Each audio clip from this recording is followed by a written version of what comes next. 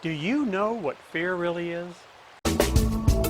I'm Tim Greenwood, and this is Windows on the Word.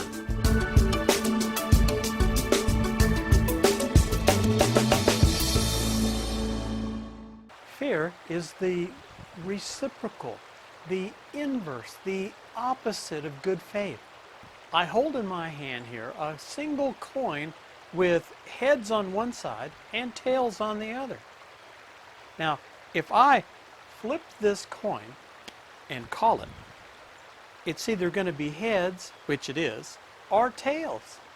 But see, it can't be both. It's either going to be one or the other. Now, just like this coin is a single coin, but it has two sides, the same thing is true for faith, or good faith. You see, fear and faith are the two sides of that coin.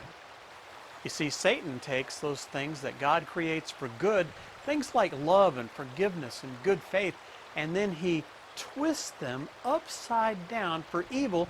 He renames them things like hate and unforgiveness and fear, and then remarkets them back to mankind. Now, just as good faith is designed to create and develop relationships, fear is twisted to damage and destroy relationships. And just as good faith must be acted upon to become effective, fear also must be acted on by your words or your deeds.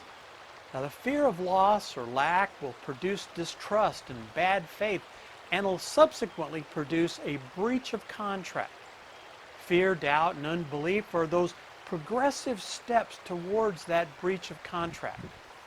Now, fear includes a whole range of things, progressing from worry to shyness to timidness, nervousness, scaredness, fright, phobias, and actual fear, all the way to stark terror.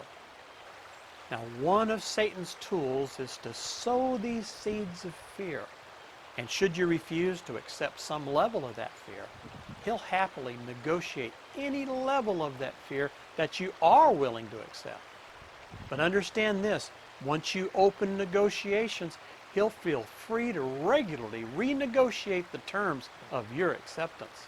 Hey, would you agree that fear is part of darkness?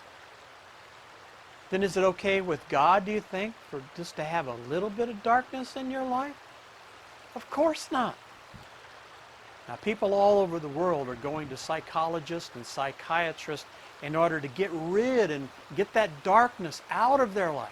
Now, the absolute best that any psychiatrist or psychologist can offer you is to help you cope with that fear.